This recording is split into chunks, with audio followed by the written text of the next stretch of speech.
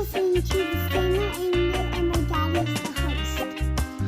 All right, well, special thanks to my sweetheart for the introduction, and welcome to the Sustainable Angler, the podcast where we discuss the intersection of fishing, conservation, and sustainability.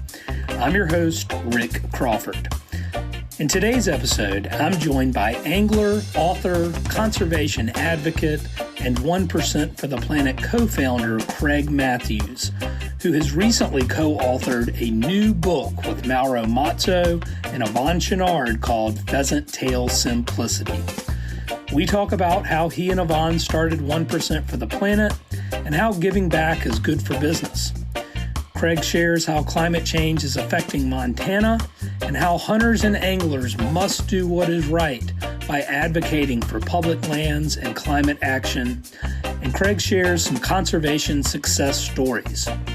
Finally, we discuss pheasant tail simplicity and the lessons learned from a lifetime of fly fishing and fly tying. I hope you enjoy.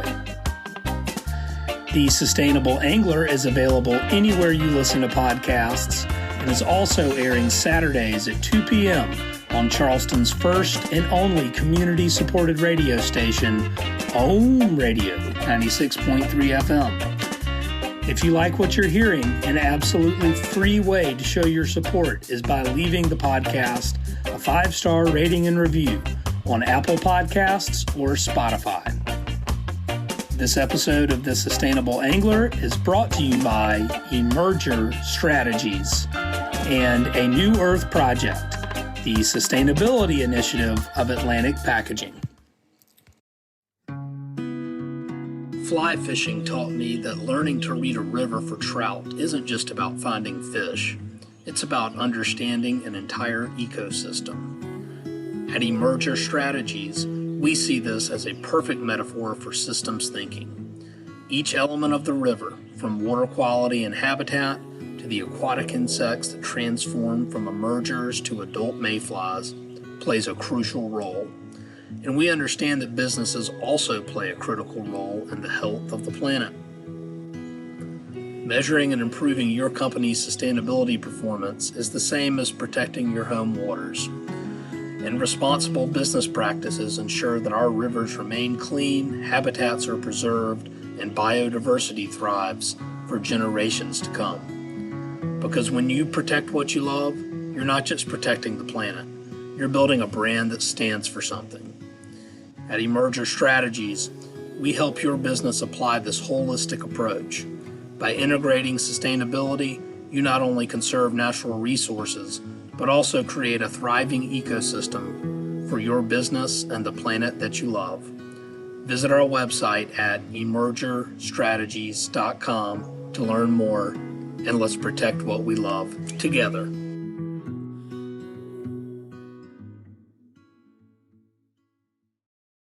We set out with the New Earth Project to really start a movement. It's a global coalition of people who are deeply concerned and want to accelerate the transition away from problematic packaging to more sustainable solutions.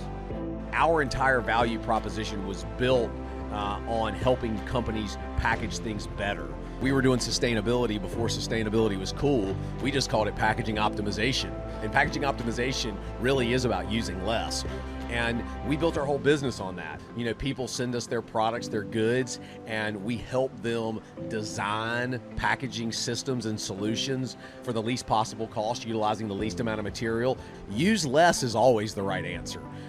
And that's what I see with companies like a New Earth Project is it's like, we're just trying to create solutions for big companies and small, that makes it easier for them, cheaper for them, whatever it is, and then has less impact. Not just trying to tell people you should have less impact and making the choice forced on them.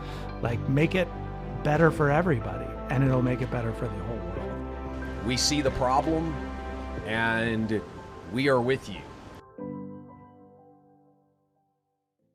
So I'll start this off by saying I was living in Jackson Hole, and I can't remember the film, but I went and saw some fly fishing film or something or another.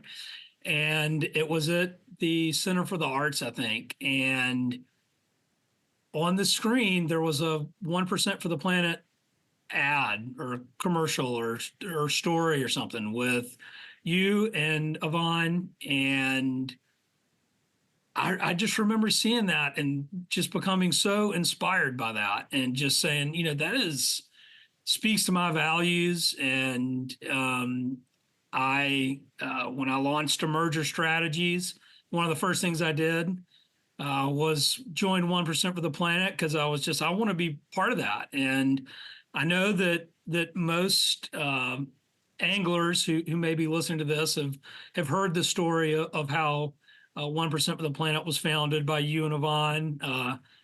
But I'm curious, if there was any lessons or if there was anything that was hard that when y'all first started this, or if you doubted that it would even succeed, if you have any stories like that, maybe that you'd be willing to share. We never had a doubt in our mind that this thing was going to take off. We talked about it several times, and we had several people approach us initially when it was launched and say, God, I'd love to do this, but I can't afford to do it. And a couple of times I said, I'm going to tell you what. And they were really small businesses, hairstylists and pedicurists. Anyway, and I said, listen, if you do 1% and you do it on a monthly basis and you can't afford to, I'll write the check for you. I'll cover you. And it was so cool because after that, and I never had to, because it kind of embarrassed them into writing that check. But every one of them came back and said, that was the hardest check I ever had to write, but now I can't wait to write that check every month or every quarter. And it's a feel-good thing, and it's people want to connect. Your customers want to connect, particularly in the outdoor business. They want to connect with businesses that give back to what they love and appreciate and what they do in their off time. So with that, we just watched it take off. And it took off slowly, but it took off surely. And we're approaching 5,000 members and $1 billion in giving. That's amazing. And it's been so gratifying to watch that trajectory. So I guess that's pretty much the only story. I just tell people, when you join this alliance of businesses, you're going to watch your business grow. It may cost you 1% of your gross sale, and that's the kicker too. 1% of your growth, not this hocus pocus and net profit, but 1% of your gross sale. But every time you write that check, you're going to guarantee yourself that you're going to pick up a few customers. I used to have people walk down the street and they were walking by Blue Ribbon Flies, my old business, and they were good customers, but they weren't coming in that day for one reason or another. They'd throw money in the door. I'd say, what are you doing? They said, we just feel like we ought to give you some money. And it was really cool.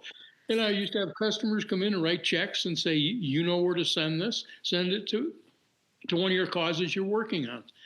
And with that, it was just so gratifying to watch the business grow and to watch your customer base grow and to become friends with those like-minded individuals. Well, that was going to be one of the questions I was going to ask, but you just answered. If you had any stories to share about any businesses that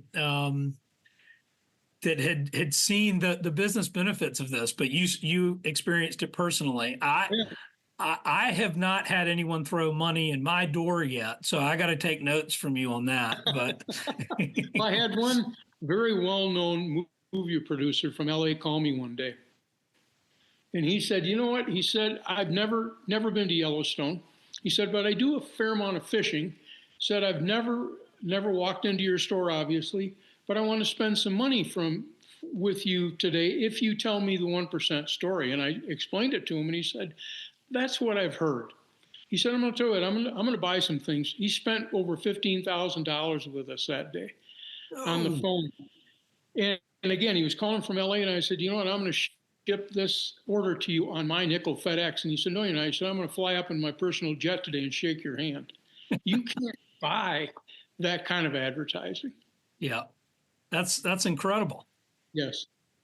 Yeah. So anyone out there listening, if you're a brand and you're not part of the 1% network, especially if you're in the fishing and outdoor space where your business depends on a healthy environment and you're not giving back, I would just want to take this opportunity to say you need to sign up and join 1% for the planet. And I can personally attest to my favorite day of the year, which is in January of every year when I break out my checkbook and write off write the check for 1% of my sales. So it is it feels good. It's the right thing to do, and it just so happens that it can be great for your business. So yeah, Totally. proud to be a 1% for the planet member. And thank you for that. So Craig, you looking at my questions here. You've dedicated much of your life to fly fishing and conservation. And looking back, what do you think maybe first sparked your sense of responsibility to protect rivers and wild places and fishing and all and everything? You know, I was really fortunate growing up. My father did not fish or hunt, Okay. but his dad did, and his brothers did, and the same thing with my mother. Her father and mother were really involved in way back when conservation efforts in Grand Rapids, Michigan. I remember they lived behind a General Motors plant, and there was runoff that was occurring off the huge parking lot that was impacting a little stream that they lived on. It was killing fish, and it was killing what fish eat, crayfish and whatnot, and they could see that. And they kind of went to General Motors and said, hey, we're having an issue here. And they worked it out. And the same thing with my grandfather on my dad's side. He was always involved in conservation efforts. And my parents always taught me, you stand up for what's right. And if you see something happening environmentally that's wrong, don't ever hesitate to stand up. And as a young kid, I remember Governor George Romney. He was our governor at the time in Michigan, and they were going to dam one of my favorite little trout streams. I was too young to drive, but I'd walk to this little trout stream and catch a little 6-8 inch brook trout and brown trout. And they were going to dam it up and make a lake. And I was totally against that. And some of it, I think, was on state land. Anyway, I wrote Governor Romney and said, hey, this is wrong. And one day, shortly thereafter, I got a phone call. It was the governor. And he said, we got to talk about this. And we became kind of friends. And I could write him back and forth as, God, I think I was 13 years old or something at the time. Anyway, and we worked on some conservation stuff. So it's really cool. You're never too young or never too old to get involved and jump into conservation efforts to protect and preserve for future generations. Yeah, I love that. That's really cool. So, many anglers kind of see fishing as an escape, or at least that's part of the reason that I enjoy it, right? To get out in nature and get away from the busy 9 to 5 stuff that a lot of us do every day, right? But you have always connected fishing directly to advocacy, it seems like, from what I know about you and taking action. So how do you balance the joy of fly fishing with the urgency that we need to protect our ecosystems? You know, that's an interesting question. It's kind of a complex question, but simply from a business standpoint, when you can sit back and watch your favorite fisheries being degraded by climate change, for instance, or by pollution, and if you don't stand tall and stand up and speak loud and clear and a whole lot more frequently, a lot of guys go, oh, geez, it's not up to me to, yeah, it is. It is. It's up to all of us to stand tall and speak up for what's right. And if we don't speak up, we deserve everything negative that happens to us. And I think this is what's so encouraging about the 1% movement and the activism that it shows, and Patagonia Action Works. And I've been an ambassador with Patagonia for many, many years. And it's really gratifying when you can lead the charge and you jump in with both feet and you fight like crazy for what's right. And you fight for what we all enjoy. And that's the great outdoors. This week is National Public Lands Week. And it's really a special time, but we have to fight for our public lands now. We're seeing threats to them, whether they be environmentally or some politicians want to sell off our public lands. That's not right.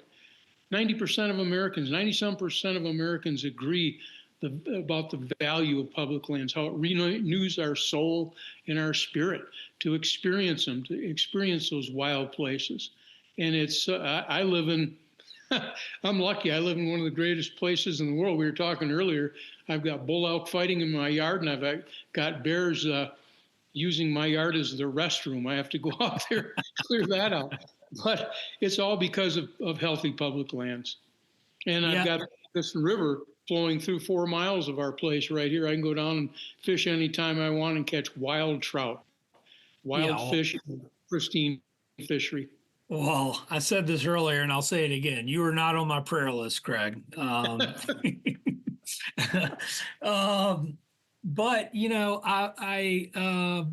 I saw a stat. We're talking about rescinding the roadless rule. And I saw some statistic that it was 99% of the comments. Nobody wants to rescind the roadless rule. And here we are. Yeah. It's like this is it's really maddening when it's so apparent that America loves our public lands. Totally. And, speaking of the roadless rule, and we see the effects here, the Forest Service, in a bold move several years ago, shut several roads down that were leading into sensitive wildlife areas, elk calving grounds, grizzly bear habitat, migration corridors. As soon as they put that bar across those roads, the elk came right to that gate. And hunters figured out, they went, holy crap, I don't have to hike 15 miles to get off a UTV trail. I've got elk now right where I can park my vehicle and hike and hunt all these closed roads. It's a benefit to all of us. And plus it protects, really sensitive, not only wildlife areas, but clean water areas, it's where the source, the spring, so to speak. And got so many horse trails and ATV trails and UTV trails. We're leading right through those sensitive areas. And since then they've been closed and protected. And it protects our wild trout fishery. Well, and you mentioned this just a second ago, but, talking about the spending time in nature, for me, is also, it's spiritual in some ways. It renews you in that way. And I think it's so important for people to be able to connect with nature in this world that we're living in, where I'm guilty of it as anyone, but I actually did an interview with someone recently. Here's an interesting stat. 92% of people today living in today's world, 92% of their time is spent indoors. Indoors. Yep. And it's never been more important. And public lands provide that access and that resource for people to recreate and renew themselves and heal. And it's maddening that we're having to fight for it, but here we are. So, you look at Project Healing Waters with wounded veterans. Yeah. So many of them, I'll never forget. I was working with my friend Jeff Fisher. He was the coach of the Tennessee Titans and the LA Rams for years. And we were working with these vets one day that suffered from PTSD. And they said, we're not really going to have a good day today. They were of that mindset. They had been through the war. And we said, oh, yeah. And they said, we've never caught fish. And you can't believe we took 4 of them. And we spent the day in a wild area, roadless area, catching wild brown trout. At the end of the day, every one of them said, this was the best day of my life. Wow. That's Turned them around. powerful. Totally. Wow. So we know what's at stake. So again, if you're listening, please take action to protect our public lands whenever and wherever you can. Take 10 seconds, write a short note to whoever runs the show in your political district and let them know where you stand. And I guarantee you, they're going to call you. Every now and then you'll get a call and they'll say, hey, this is Governor so-and-so, or this is, do you really feel this way? And it will establish some meaningful dialogue quite often. It has in our state many times. Of course, our state just broke 1 million in population, even though it's the fourth largest state land-wise. But all of a sudden you get the governor calling you and you talk to them about public lands because they understand how important they are and how political they are. When you have 90-some% of the public in favor of public lands and roadless areas in wilderness, they know those are potential voters or our voters. So they're gonna get a hold of you. Yeah, I think it's so important. There's actually a thing that I did this week. There's an initiative called 5 Minutes for Fish, and it's all about calling your elected officials and letting them know how you feel about public lands, but also about what's fully funding NOAA so that we can have habitat restoration and climate adaptation and resiliency. And everyone, let's get loud. Let's get active. The case in point here on the Madison River where we live, a few years ago, well, almost 20 years ago now, we stood the chance of losing about 4 miles of public water that was open to the public, and it wasn't subdivided. It was also a migration corridor for elk, wolverine, grizzly bear, and we thought we were going to lose it to subdivision. And we went to work on it. Everybody said, you are absolutely nuts to think you're going to protect 6,000 acres by raising $5.6 million. How are you going to raise So we started raising money. We took quarters from little kids who said, my dad loves to fish. Here's a quarter for your program.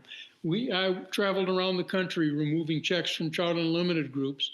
All of a sudden, we had an option to buy.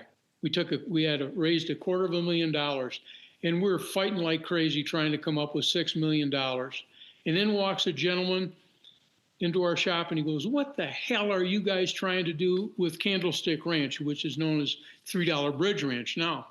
And we told him, and he said, how much money you got raised? I said, well, we got an option. And I said, I've got another $260,000 in the bank. And he said, how about this? How about I buy the whole goddamn thing?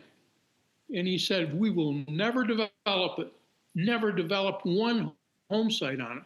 We'll leave it open to the public for hunting and fishing.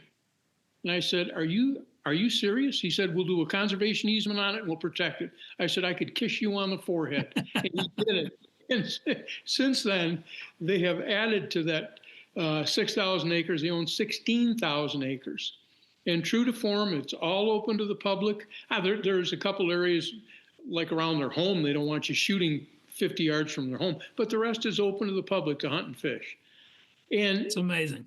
Yeah, and people said, you can't do this. You'll never do it. And I love to hear the word never because we use that program as a model, and now we have 59% of this valley protected by conservation easement. That's how you build, you use little building blocks. You start off small, you start off taking quarters and dimes from little kids, and all of a sudden you've got her done. And we've been so lucky, but you got to start. Yeah, that's so inspiring. Craig, you have between 1% of the planet and just knowing your story have definitely inspired me. And when we launched the Fly Fishing Climate Alliance a few years ago, you were one of the first people I reached out to, and you jumped just right on board with it. And if I needed something or asked you for something, you were so willing and able. So first, and foremost, thank you. My pleasure. But secondly, I think let's shift gears just a little bit, and I would be remiss if we didn't talk about the importance of climate action on this call, because we're going to get to the book, which is the primary reason we're talking, which is Pheasant Tail Simplicity. But before we do that, I want to take a little time to create some more education and awareness about climate change. And if you can speak to from your own experience of decades of fly fishing, whether it's in your backyard or anywhere else, have you noticed differences that were related to climate change that you've experienced in your lifetime? It's really interesting. If you had asked me this question about 15 years ago, I would have said, yeah, not really. But it's coming at us 100 miles an hour, if not faster right now. And when you see, far less snowpack every year, and the snowpack leaves 60 days earlier than it used to, whatever normal was. When you see low stream flows, right now the Madison's probably flowing at 800 CFS, should be flowing over 1,000 cubic feet per second. You're seeing river closures. Look at Montana in the river closures. Hoot owl closures where the water temperature warms too much. When you see reductions in wild trout numbers and native trout numbers, native West Slope cutthroat, as well as Yellowstone cutthroat and grayling, because of warming water. And it's coming at us full force. And if we don't continue to fight and increase our fighting and increase our funding and awareness and stand up for what's right, we're going to be fishing suckers, carp, and largemouth bass here in our cold rivers in and around Yellowstone in the next few years. We have got to stand up and fight for cold water and climate and fight against climate change and its impacts, because it's impacting everything. Elk numbers, elk are calving now earlier, they're breeding later. Here it is, the end of September. We haven't had a frost here yet. And we used to have 90 frost-free days a year. We haven't had a frost at the end of September. I remember having feet of snow by now.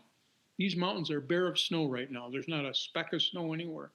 And they used to hold in the ravines and release that snowpack all year long to benefit native and wild trout and grayling. And we've lost that snowpack. Every year it's a little bit earlier. And it's happening right out my front door. And again, when you see it personally and when you see what it does in terms of the reduction of wild and native trout numbers and the effect it has not only on fishing but on hunting and everything else, it's scary. And what are we going to leave our kids and grandkids if we don't fight for it?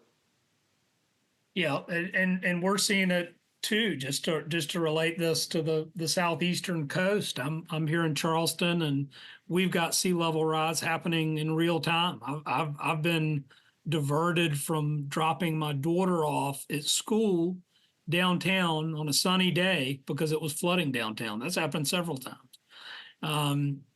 So it's something. And again, not to kick a dead horse here, but all of this stuff, public lands, climate change, conservation in general, giving back.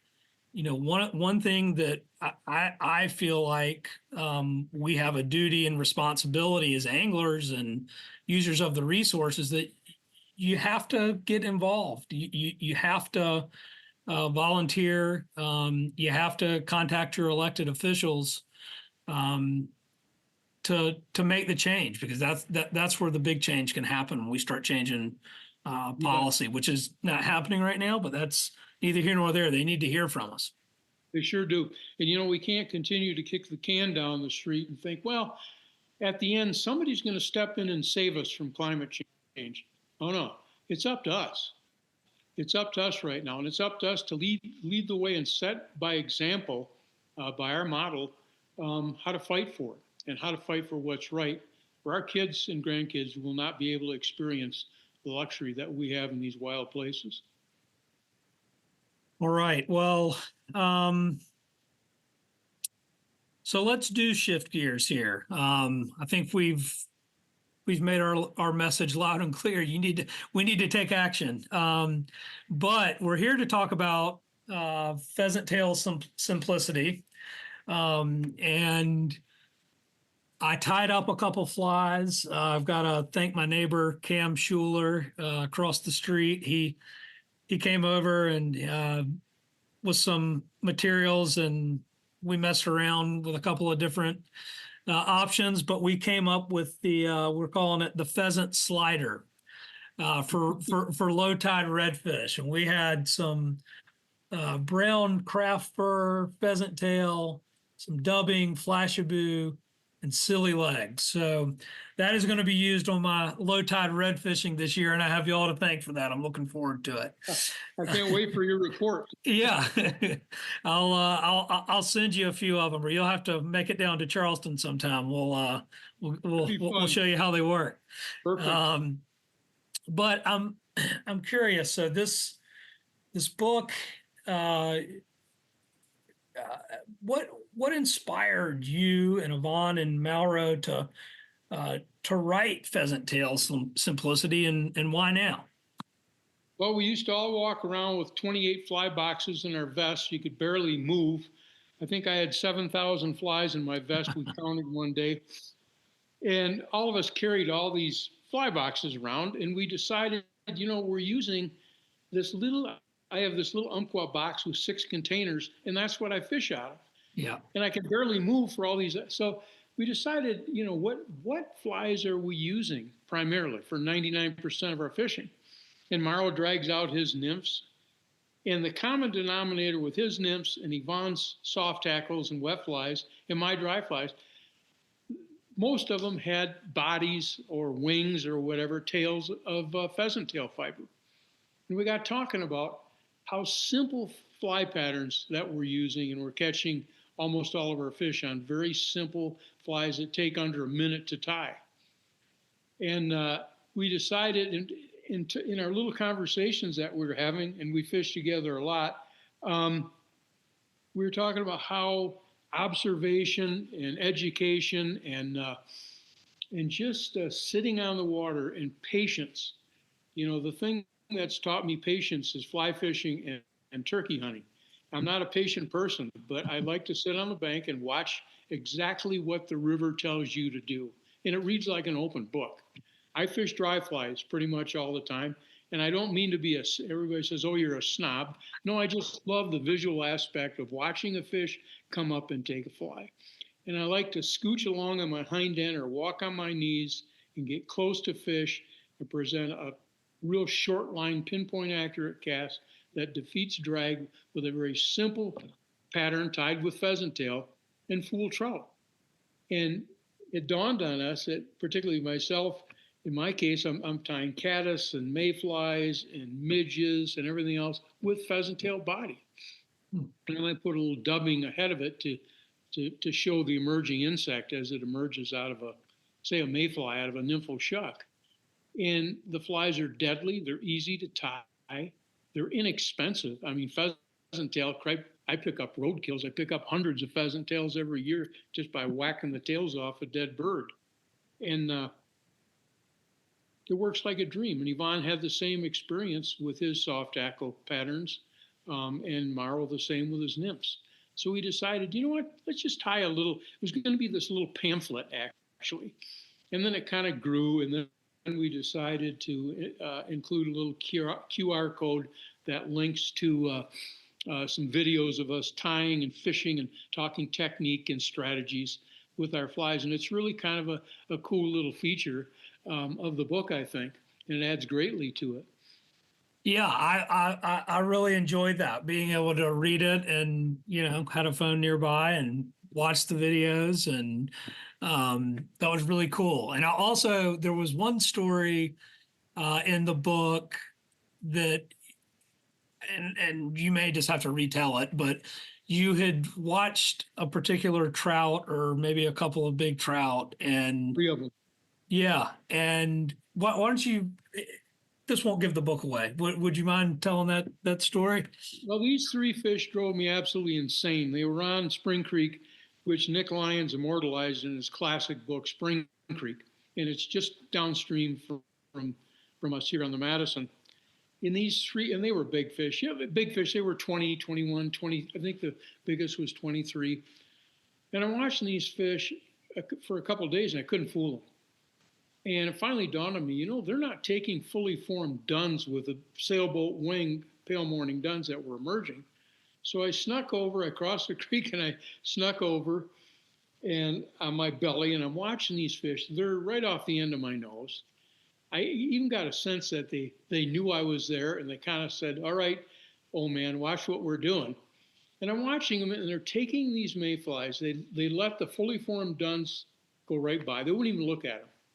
But if a mayfly came up to emerge, and this is, again, a Spring Creek, crystal clear, and you could see the nymphs come up to emerge, and they just start to break their exoskeleton to emerge, and they might be trying to push out with their legs, sometimes that far out off the end of their nose and that far into the surface, sometimes right in the surface film.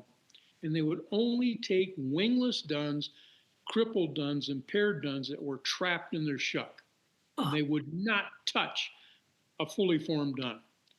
And I'm sitting there watching, and our old partner in Blue Ribbon Flies, John Jurasek, and I did the same thing on the railroad ranch of Henry's Fork years ago when we came up with our sparkle dun. We were watching big rainbows, and they were taking these duns that were trapped in their shuck, whether it be a leg or a wing, and they were struggling to get out of their shuck. And that's what these fish were keying on. And it hit me. I said, I know exactly what I'm going to use for the body. I'm going to use pheasant tail. And I went home and I tied some pheasant tail flies. And 2 days later, I went back and I caught the first fish I caught was the middle fish. I didn't catch the big guy, but I caught the middle fish. Of course, he blew the whole thing up. But it was that fly has just proved deadly. And you can tie one, and anybody can tie one in 30 seconds. Shuck, wrap body of pheasant tail, little wings sticking out of parapost, and dubbing in front of it. Bingo, you're fishing. You can tie them in a minute. How about that? That's really good. So what is it though? And like, so you, Yvon, and Mauro, y'all have come to the conclusion that the majority of these flies that you're fishing the majority of the time have pheasant tail. What is it about pheasant tail though? What seems to be, what makes it work so well in your opinion? If you look at, of course, coloration is probably the least important. Presentation and getting a drag-free float and the whole 9 yards is much more important. But the coloration of pheasant tail, whether it's the red, there's reddish brown, there's dark brown, there's black. You can find all the colors in one pheasant tail. And you wrap that body, and the frilly nature of pheasant tail is such that it looks exactly like either a caddis or a mayfly or a midge that's emerging. It's a dead ringer for any one of those. Now, pheasant tail by itself sinks like a rock, but it accepts floatant. So it'll suck up floatant, it'll float like a cork, or it'll sink like a rock. Or you put just a dab of floatant on it, and it'll kind of lay in the surface film. You play around with it, and you'll get it to do whatever you want it to do. But just to imitate the behavior, and trout recognize, and they key on certain aspects and certain individual characteristics of emerging insects, whether they be caddis, midges, mayflies, or whatever. And when you look at what big fish, big selective fish are keying on, most of them are impaired, stillborn, crippled, whatever you want to call them, whether they're mayflies, whether they're caddis, or whether they're midges. And fish will lock in, particularly huge selective fish. And those are the ones we all want to catch. Yeah. And by patiently observing those fish, a fish takes a fly either on the right side of its mouth or the left side. That is a big key factor too. And that's why I love to sit on the water and watch a fish and watch the way it rises. Quite often they rise towards the shoreline. So you want to present your first cast toward just on the inside of the fish towards the shoreline, where it's used to taking fish, where it's comfortable. If you throw your tippet over the fish, quite often you'll spook the fish, or the fish won't even pay any attention to that cast. So you want to get those pinpoint accurate casts, tie the right pattern, and really, pattern is not that critical as long as you're in the ballpark and you imitate those key factors that fish, key on, recognize as the form of food that they're taking. And that's where pheasant tail comes in, because it does that.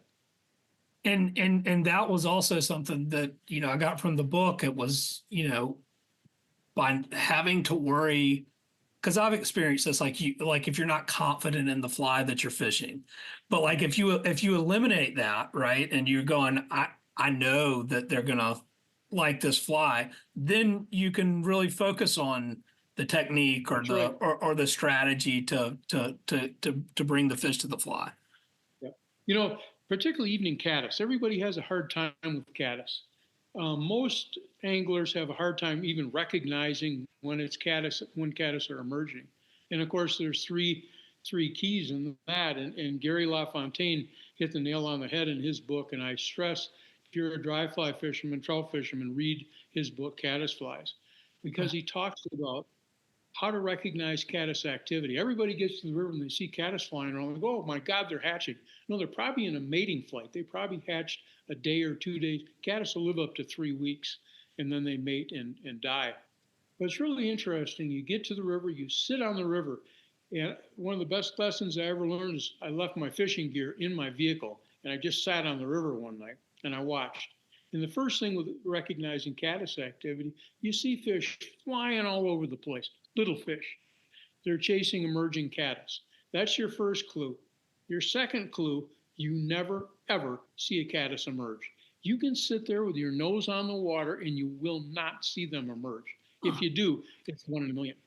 And the third is, all of a sudden, just before dark, everything quits rising. And you go, and everybody leaves the river. For 20 minutes, there's nothing. And all of a sudden, you see the big boys come out to play. You see that big head and tail. You see porpoise rolls. You see these big fish feed. Don't cast to them for a minute. Let them get some confidence. If they feed 4 or 5 times, they get real confident. Then present your cast. And it's got to be a pinpoint accurate cast. You can't flock shoot. If you flock shoot, you'll put them all down. So key in on that one big fish. Present your fly, and we list a couple of really effective caddis emerger patterns that are easy to tie, and they work every time. I guarantee it. That's awesome. Great advice.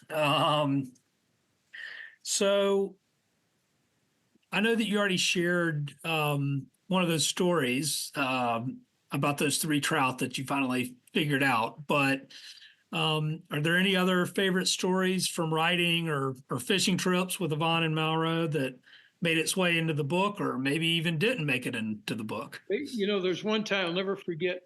I'm fishing a small stream, and I love to fish small streams, particularly in the summertime when everything kind of heats up and small creeks are really flowing cold.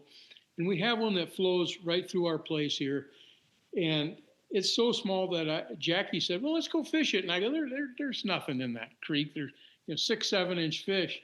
So we go up and we're watching this one pool. And there's some deep pools. We located one up here that's 5 feet deep. Wow. Where it hits a shale bank, a rock bank. Anyway, and it carved this big pool out. And we're watching this fish, and there's a staub sticking out of the water. And this fish would rise and hit this little staub, this piece of wood, and fall back and then feed like crazy. And I went, what in the heck is going on here? So I got as close as I possibly could. That fish, they say fish can't think. All right, a reason. That fish was sweeping ants off the wood, this little wooden stick. It was a brown trout, nice fish, maybe 14, 15 inches. Big for that small water, but it was sweeping these ants off, and then it would circle around and it would eat these ants. I didn't have an ant with me that day. I went home, tied a couple ants, came back, I think it was 2 or 3 days later, and it was doing the same freaking thing. And I found out I was taking cinnamon ants, but all I had were black ants, but it finally took my fly. But that's exactly what it was doing. And by observation and by spending time, patiently spending time, you catch so many more fish. I love to tell the story in the wintertime. I get to the river, I sit on the river. It's 32 degrees. Perfect. Dead calm. Midges are hatching. Fish are rising. The average fisherman does not see the rising fish. They get to the river, they put on 2 nymphs and a bobber, and they start running up and down the bank, casting like crazy. And I'm watching them just run up the bank, catching nothing, while I'm sitting on the bank, and you see these big head and tail, slow rises, and you start picking these fish off. Now, in the winter, they don't fight very hard, so you can usually just sit there and land a 16, 17-inch fish. But these other guys are running up and down the bank on the other side of the river, and it amazes me. They're not doing what the river's telling them to do. If you see me swat at something, I have a bee flying around me. Oh. But anyway, the river reads like I said before, reads like an open book. Let it tell you exactly what to do. And that is one of the lessons, right? Totally. Of simple fly fishing and pheasant tail simplicity, right? Oh yeah, Yes. I can see it. I just saw Yeah. There it is. I'm going to smack it here in a minute. I'm sorry. it. No, you're fine. Oh, just like bees. Nobody fishes a bee pattern. You go down the river right now with these goddamn little black and yellow sweat bees or whatever they are, and you can rail fish. And it's really cool. When a fish takes a bee, it almost knows it's going to get stung. Like I'm probably going to get stung here. And boy, when they take them, it's just this big whoosh, they grab a bee. Really? And nobody fishes bees. Tie up a bee and give it a shot. I take two pheasant tails or a couple of pheasant tail fibers and wrap and then highlight it with a piece of bright yellow dubbing and then another piece of pheasant tail and a soft tackle on the front just so you fish it kind of damp, and you will catch some big fish on bees. How about that? I never heard of that. That's pretty wild. Yeah. Well, what were some of your what are a couple of your go-to pheasant tail flies that dry flies that you fish that you love to fish? Well, my pheasant tail sparkle dun. If I had to pick 3 patterns, I'd take a pheasant tail sparkle dun, a pheasant tail, what we call a Zelon midge. It's tied with Zelon pheasant tail body. Figure 8 the pheasant tail around the wing. Again, you can tie one in less than a minute. And a trailing shuck.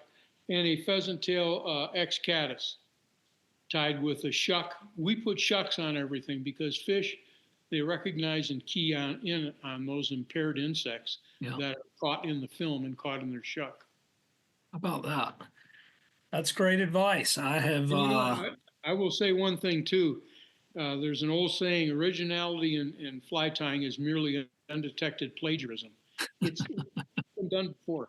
When we put shucks on our mayflies several years ago, I'll never forget when we came out with the sparkle dun, and we thought, oh man, what an invention. We're patting ourselves on the back and walking around. And then a good friend of mine, H.G. Wellington, who owned the Spring Creek down here, sent me a book one day by Colonel E.W. Harding, written in 1937, talking about the importance of trailing, shimmering shucks on mayflies. It was done 90 years ago.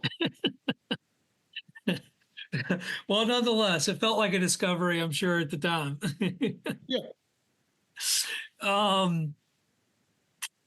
So the book emphasizes simplicity in fly tying and the materials. Do you see a broader lesson there beyond fly tying, perhaps for how we live or how we approach conservation? You look at the science, you look at the simple truth, you recognize it, and you do what's right.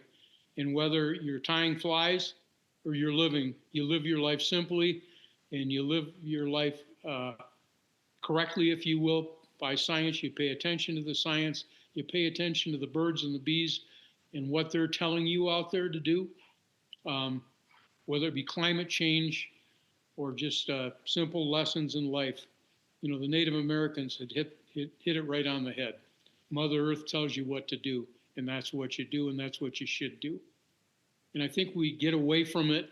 We get away from it with things like this. Yeah. We get away from it by, big screen TVs and watching the NFL and the NBA and not spending 10 minutes what you should do, and that's write a letter to your congressman or your senator and saying, hey, we got some problems, and I want you to listen to me, because I'm not only going to vote for you if you follow my advice and you follow what science tells you to do. I'm going to tell 1,000 of my friends, and you tell 1,000 of your friends. You take the time, you make the effort. It comes back many, many times. And you go to bed at night and you fall asleep. Yeah, and sleep a little bit better knowing that you did something about it. Right. So, what do you hope a young angler, maybe new to fly tying, takes away from the book? I hope people will, not only our book, which I hope we sell 1 million of, but there's so much great literature out there that people don't take advantage of. People don't learn, whether it's in the written form or video or whatever. It's the root of fly fishing, and to just simply go out and tie a fly that looks like a '56 Buick with all this stuff. Yeah, you might get a fish that gets ticked off at it and take it, but show respect to the fish too. Respect them in that you're giving them what they recognize as food that they feed on. Simple patterns, easy patterns, durable patterns, inexpensive patterns to tie, and you will outfish all that stuff with 16 beads and flash and all that stuff. And again, the literature, and we had a friend of ours, a good fisherman. He came in, he said, I fish one fly, doesn't really look like anything, but I catch a few fish. I don't really have to learn anything.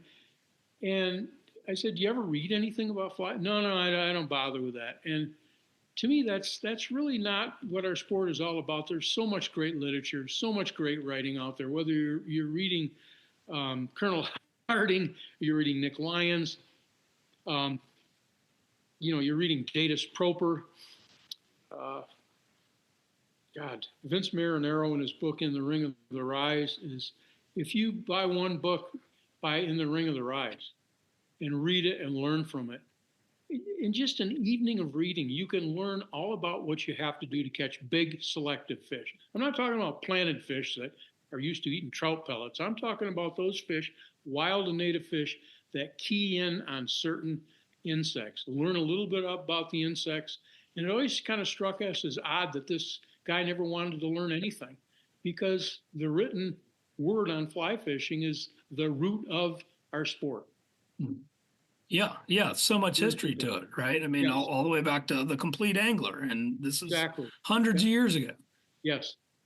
And share your knowledge. I used to love it. Guys would come in the shop, these old timers, and they'd walk in, and we'd be tying flies specific. We had 6 fly tires going, and they'd walk in hiding the fly. And they'd say, "Can you tie a few of these?" And I'd say, "Sure." I don't show that to anybody. Okay, I won't. The next old man would walk in, same thing. Can you? It was the same fly.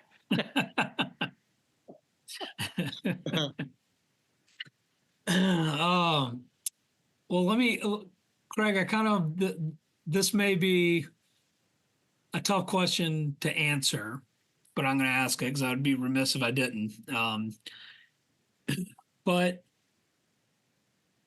if there was an angler's code for the 21st century angler with the threats that we're facing, right? And my generation, feels a little weird to say this. I guess I'm middle-aged at this point, in my almost mid-40s, and I've got 2 kids, and I want to raise them fly fishing and all that. So I'm curious, you've had this lifetime of fishing and being in the fly fishing business.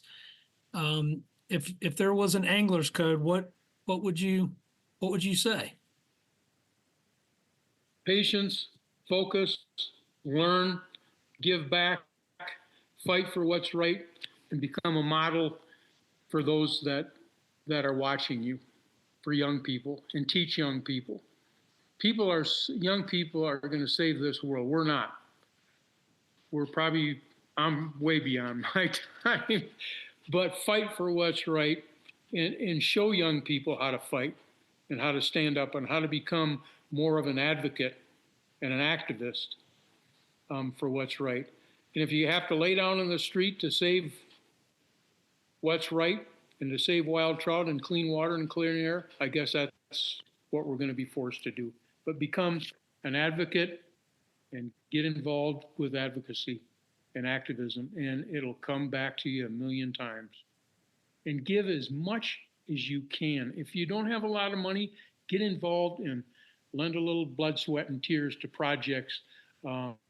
Whether it's picking up litter or teaching climate change to your peers and others, get involved. Jump in with both feet and fight like crazy. I'll never forget President Carter. He was a good friend. I met him during my police chief era in West Yellowstone. We taught the Secret Service how to fly fish. And President Carter was an incredible human being that fought for what was right in terms of wild trout fishery and native trout fishery. Yellowstone, he did so much for Yellowstone country. And while he wasn't the most popular president, he was with me just by leading the way and becoming a model for others to follow. Well, that is excellent advice for anyone out there listening. And I've got one more question for you, Craig, because I want to be cognizant of your time. We're coming at the top of the hour here, but what if you could share a message of hope out there for everyone?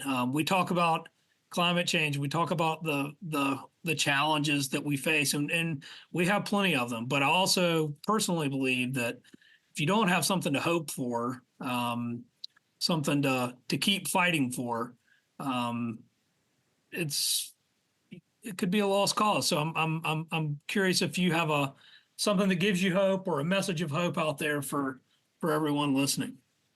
Well, it's these little victories that we've seen, that we've experienced here in Yellowstone country, whether it's the conservation easement programs that everybody said you can't get this done, and we did it with the help of so many partners, from the little kids I talked about that gave nickels and dimes to those that wrote bigger checks, and the Yellowstone Park Foundation, which is now called Yellowstone Forever.